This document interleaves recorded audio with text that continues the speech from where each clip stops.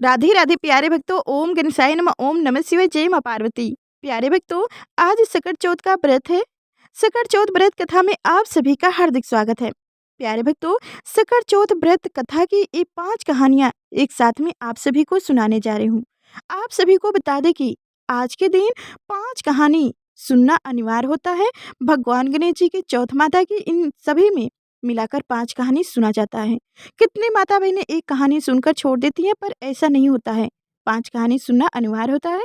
जैसे आपने छूने वाली चीज में 5-5 समान करके छूते हैं। जैसे 5 तिल का लड्डू होता है, 5 गंजी होती हैं और जो सीधे होते हैं, ऐसे करके इसी तरह 5 कथा भी सुनना अनिवार्य होता है। माघ माह के कृष्ण पक्ष की चतुर्थी को सकट चौथ व्रत पड़ता है। इस दिन माताएं संतान की लंबी आयु के लिए निर्जला व्रत रखती हैं। यह व्रत संतान के जीवन में आने वाली हर संकट और बाधा से उन्हें बचाते हैं। इसी दिन संकट हरण गणेश जी का पूरी विधि विधान के साथ पूजन किया जाता है। इसे संकुष्टि चतुर्थी और तिलकुट चौथ भी कहा जाता है।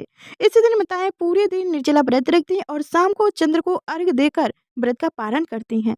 शाम को चंद्रदेव के दर्शन कर पूजा में दूब शककंद गुड़ और तिल के लड्डू भी चढ़ाए जाते हैं।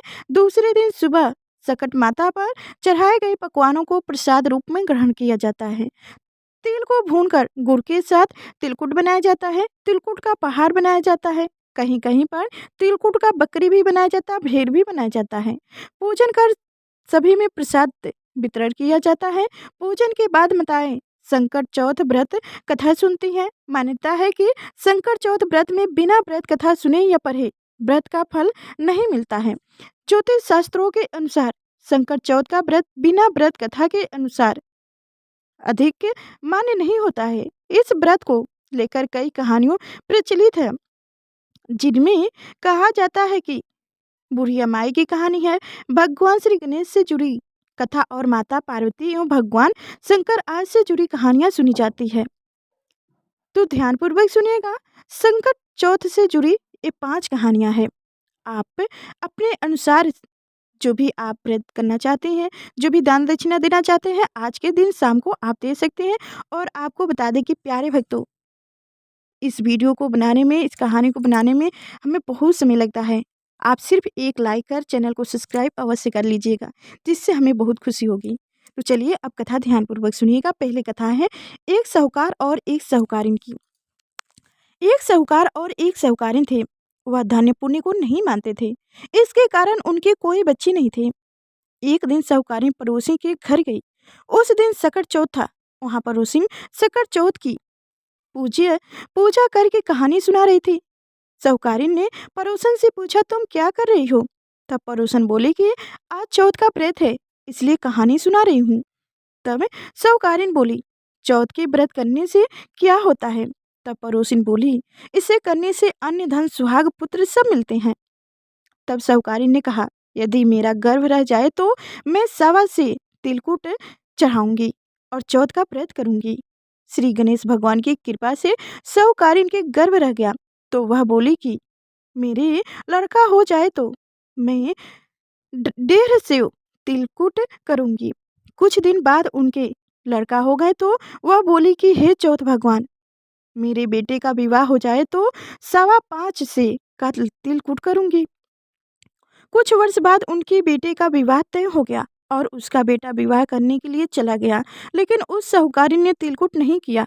इस कारण से चौथ देव क्रोधित हो गए और उन्होंने फेरे से उनके बेटे को उठाकर पीपल के पेड़ पर बैठा दिए। सभी वर को खोजने लगे पर वह नहीं मिले। इससे सभी लोग उदास होकर सारे लोग अपने अपने घर को लौट गए। इधर जिस लड़की से साहूकारिन के लड़के का विवाह होने जा रहा था, वह अपनी सहेलियों के साथ गौरी गणेश पूजन के लिए जंगल में दूब लेने गई। तभी रास्ते में पीपल के पेड़ से आवाज आई, ओ मेरे अर्धविवाही। यह बात सुनकर जब लड़की घर आई तो उसके बाद वह धीरे धीरे सूख कर कांटे होने लगी। एक दिन लड़की की माँ ने कहा, मैं तुम्हें अच्छे से खिलाती हूँ, अच्छी पहनाती हूँ, फिर भी तू सूखती जा रही है, ऐसा क्यों है? तब लड़की अपनी माँ से बोली कि ओ जब जब भी मैं दूब लेने जंगल जाती हूँ तो पीपल के पेड़ से एक आदमी बोलता है कि ओ मेरी अर्धविवाही, उसने मेहंदी लगा रखा है और सेहरा भी बांध रखा है।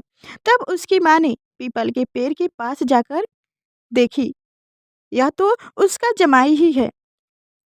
तब उसकी माँ ने जमाई से कहा, यहाँ क्यों बैठे हो? मेरी बेटी तो अर्धविवाही कर दी है और क्यों यहाँ छुप कर बैठे हो? साहूकारिन का बेटा बोला, मेरी माँ ने चौथ का तिलकुट बोला था करने के लिए, लेकिन नहीं किया, इसलिए चौथ माता ने नाराज होकर यहाँ पर मुझे बैठा दी हैं। यह सुनकर उस लड़की की माँ साहूकारिन के घर आई और उससे पूछी कि तुमने सकन चौथ का कुछ बोला है कि ये करने के लिए?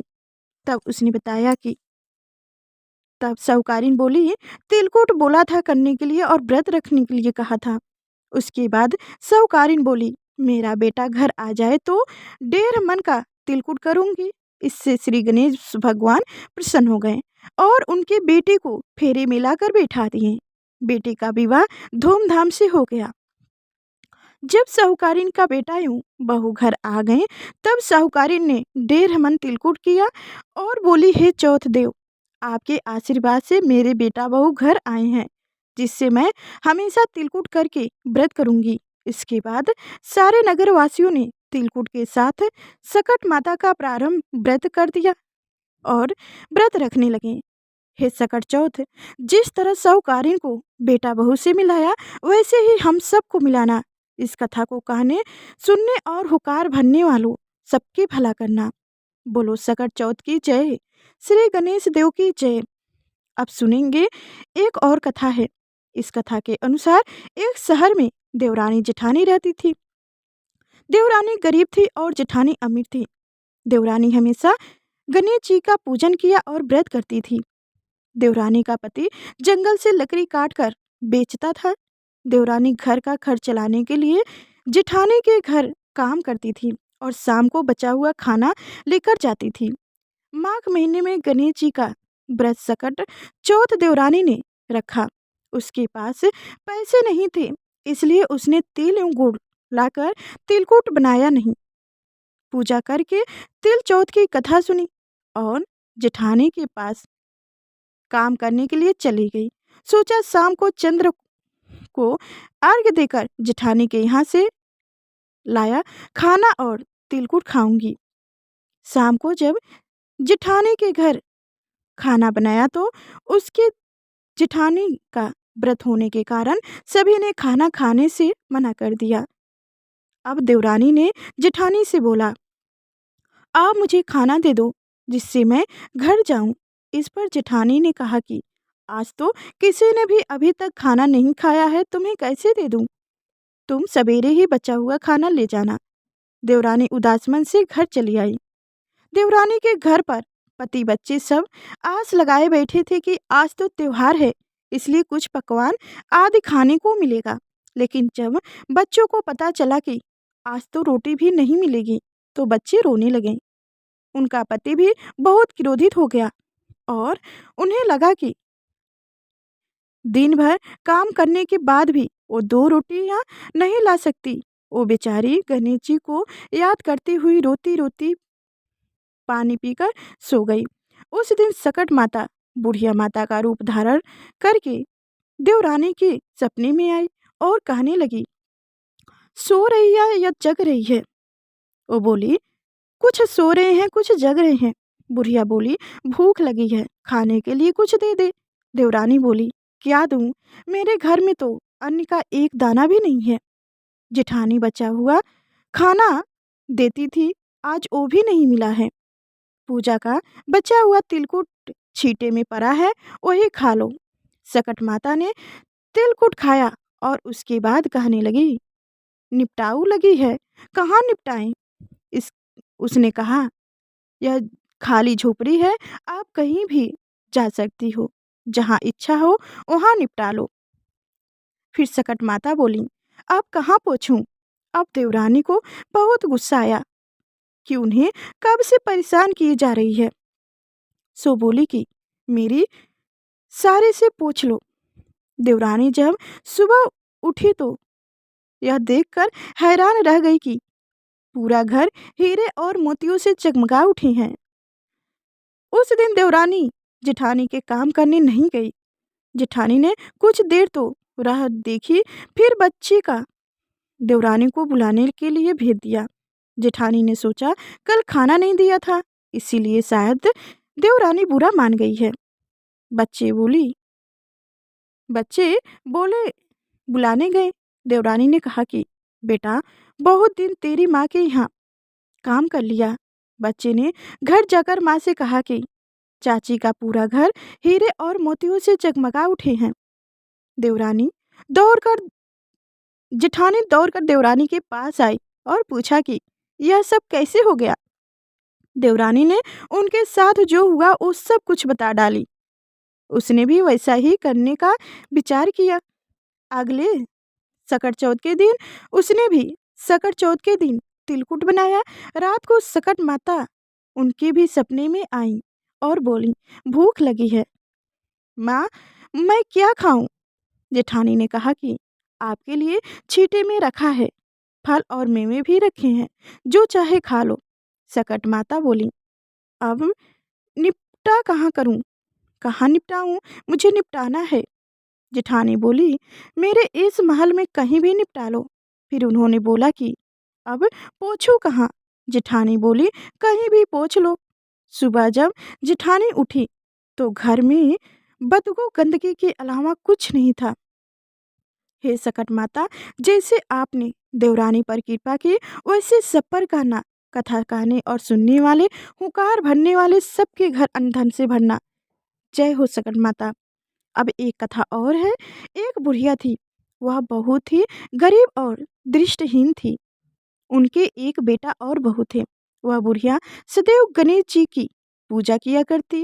एक दिन गणेश जी प्रकट होकर उस बुढ़िया से बोले बुढ़िया माँ, तू जो चाहे सो मांग ले।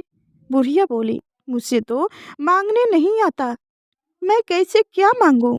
तब गणेश जी बोले अपनी बहू से पूछ ले, बेटे से पूछ ले, फिर मांग ले। तब बुढ़िया ने अपने बेटे से कहा गणेश जी कहते हैं तो कुछ मांग ले, बता मैं क्या मांगू। पुत्र ने कहा माँ तू धन मांग ले। बहू से पूछा तो बहू ने कहा नाती मांग ले। तब बुढ़िया ने सोचा कि ये तो अपने अपने मतलब की बात कह रहे हैं। अंततः उस बुढ़िया ने पड़ोसनियों से पूछा तो उन्होंने कहा बुढ़िया तू तो थोड़ी दिन जाए जिएगी, क्यों तू धन मांगेगी और क्यों नाती मांगेगी। तू तो अपनी आंखों की रोशनी मांग ले, जिससे तेरी जिंदगी आराम से कट जाएगी। इस पर बुढ़िया बोली यदि आप प्रसन्न हैं तो मुझे 9 करोड़ की माया दे, निरोगी काया दे, अमर सुहाग दे, आंखों की रोशनी दे, नाती दे, पोता दे और सब परिवार को सुख दें और अंत में मुझ दें। यह सुनकर तब गणेश जी बोले बुढ़िया माँ, तूने तो हमें ठग लिया। फिर भी जो तूने मांगा है वचन के अनुसार सब तुझे मिलेगा। और यह कहकर गणेश जी अंतर्ध्यान हो गए। उधर बुढ़िया माँ ने जो कुछ मांगा वह सब कुछ मिल गया। हे गणेश महाराज जी, जैसे तुमने उस बुढ़िया माँ को सब कुछ दिया वैसे ही हम सबको देना। कथा सुनने वाले, हुंकार भरने वाले, कथा कहने वाले सब पर कृपा कहना, सभी के घर अन्य धन भरना, सभी के बच्चे की दीर्घायु रखे। अब एक कथा और है जो राजा हरिश्चंद्र के मुताबिक है। कहते हैं कि सतयुग में राजा हरिश्चंद्र के राज्य में एक कुम्हार था। एक बार तमाम कोशिशों के बावजूद जब उसके बर्तन कच्चे रह गए थे तो उसने यह बात एक पुजारी को बताई। उस पर पुजारी ने बताया कि किसी छोटे बच्चे की बलि से ही यह समस्या दूर हो जाएगी। उसके बाद यह कुम्हार ने एक बच्चे को पकड़कर औधा में डाल दिया। वह सटक सकट चौथ का दिन था। काफी खोजने के बाद भी जब उसकी माँ को उसका बेटा नहीं मिला तो उसने गणेश जी के समक्ष सच्चे मन से प्रार्थना की। उधर जब कुम्हार ने सुबह उठकर देखा तो औधा में उनके बर्तन तो पक गए लेकिन बच्चा भी सुरक्षित है। इस घटना के बाद कुम्हार डर गया और राजा के समक्ष पहुंचकर पूरी कहानी बताई। इसके पश्चात राजा ने बच्चे और उसकी माँ को बुलवाया तो माँ ने संकटों को दूर करने वाले सकट चौथ की महिमा का वर्णन किया। तभी से महिलाएं अपनी संतान और परिवार के सौभाग्य और लंबी आयु के लिए व्रत को करने लगी।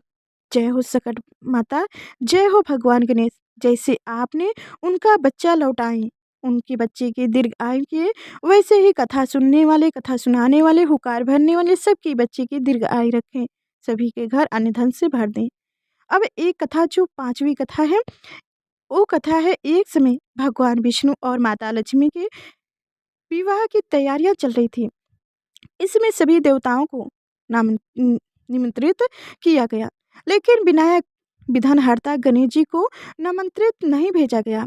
सभी देवता अपनी पत्नियों के साथ विवाह में आए, लेकिन गणेश जी उपस्थित नहीं थे। ऐसा देखकर देवताओं ने भगवान विष्णु से उनका कारण पूछा। उन्होंने कहा कि भगवान शिव और माता पार्वती को निमंत्रण भेजा था। गणेश अपने माता पिता के साथ आना चाहे तो आ सकते हैं। हालांकि उनको 1.25 मन मूंग, 1.25 मन चावल, 1.25 मन घी और 1.25 मन लड्डू का भोजन दिन भर में चाहिए। यदि वो नहीं आए तो अच्छा है। दूसरे के घर जाकर इतना सारा खाना पीना अच्छी भी नहीं लगता। इस दौरान किसी देवता ने कहा कि गणेश जी अगर आए तो उनको घर के देखरेख की जिम्मेदारी दी जा सकती है। उसने हाँ कर दिया। हाँ, ये तो हो सकता है कि आप चूहे पर धीरे धीरे जाएंगे तो रात आगे चली जाएगी और आप पीछे ही रह जाएंगे। ऐसे में आप घर की देखरेख करें। योजना के अनुसार विष्णु जी के आमंत्रित गणेश जी वहां उपस्थित हो जाते हैं। उनको घर के देखरेख की जिम्मेदारी दे दी जाती है। बारात घर से निकल गई और गणेश जी दरवाजे पर ही बैठे रहे थे। यह देखकर नारद जी ने उनका कारण पूछा तो उन्होंने कहा कि विष्णु भगवान ने उनका अपमान किया है। तब नारद जी ने गणेश जी को एक सुझाव दिया। गणेश जी ने सुझाव के तहत अपने चूहों की सेना बारात के आगे भेज दी, जिसने पूरे रास्ते खोद दिए। इसके फलस्वरूप देवताओं के रथों के पहिए रास्ते में ही फंस गई। बारात आगे नहीं जा पा रही थी। किसी ने समझाने में कुछ भी नहीं आ रहा था। किसी को कुछ नहीं समझ में आ रहा था कि क्या किया जाए। तब नारद जी ने गणेश जी को बुलाने का उपाय दिया ताकि देवताओं के विघ्न दूर हो जाए। भगवान गणेश के आदेश पर नंदी भगवान गणेश को लेकर आई। देवताओं ने गणेश जी का पूजन किया, तब जाकर रथ के पहिए डुगरने से धीरे से डुगरने लगे और वहां से निकल गए। और पहिए भी कहा जाता है कि वहां से पहिए भी टूट गए थे। उस समय पास में ही एक लोहार काम कर रहा था। उसे बुलाया गया। उसने अपना काम शुरू करने से पहले गणेश जी को मन ही मन समर्थ किया और देखते ही देखते सभी रथों के पहियों को ठीक कर दिया गया। उसने देवताओं से कहा कि लगता है आप सभी ने शुभ कार्य प्रारंभ करने से पहले विघ्नहर्ता गणेश जी की पूजा नहीं की थी, तभी ऐसा संकट आया है। आप सब गणेश जी का ध्यान कर आगे जाइए। आपके साथ काम हो जाएंगे, आपके सारे काम हो जाएंगे। देवताओं ने गणेश जी की जय जय जयकार की और बारात अपने ढंग तक सुकुलता पहुंच गया। भगवान विष्णु और माता लक्ष्मी का विवाह संपन्न हो गया। एक बार प्रेम से बोलो, भगवान गणेश जी की जय हो, भगवान विष्णु की जय, माता पार्वती की जय। प्यारे भक्तों, अब आप सभी लोग सुनिएगा भगवान गणेश जी की आरती है। जय गणेश जय गणेश जय गणेश देवा, माता जकी पार्वती पिता महादेवा। एक दंत दया दंत चार भुजाधारी, माथे पे सिंदूर शोभे मूस की सवारी। जय गणेश जय गणेश जय गणेश देवा, माता जकी पार्वती पिता महादेवा। पान चढ़े फूल चढ़े और चढ़े मेवा, लड्डुअन की भोग लगे संत करे सेवा। जय गणेश जय गणेश जय गणेश देवा, माता जकी पार्वती पिता महादेवा। अंधों को आँख देते कोढ़िन को काया, बाझन को पुत्र देते निर्धन को माया। जय गणेश जय गणेश जय गणेश देवा, माता जकी पार्वती पिता महादेवा। सूर श्याम शरण आए सफल की जो सेवा, माता जकी पार्वती पिता महादेवा। जय गणेश जय गणेश जय गणेश देवा, माता जकी पार्वती पिता महादेवा।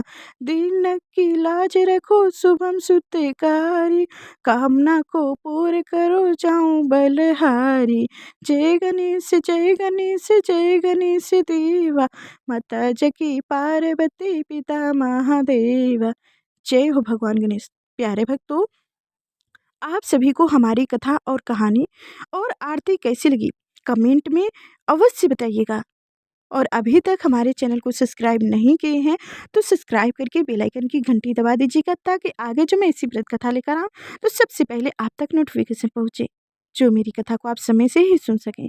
प्यारे भक्तों, आप सभी से रिक्वेस्ट है कि अगर मेरी इस कथा को अंत तक सुने हैं तो आप लोग इतनी मेहनत की एक कृपा करिएगा कि लाइक और चैनल को सब्सक्राइब अवश्य करिएगा और कमेंट करके हमें बताइएगा, जो हमें कमेंट से पता चलेगा कि आप मेरी वीडियो को अंत तक सुने हैं और देखे हैं। ठीक है प्यारे भक्तों, चलते हैं, फिर मिलेंगे अगली नेक्स्ट वीडियो में। तब तक के लिए धन्यवाद।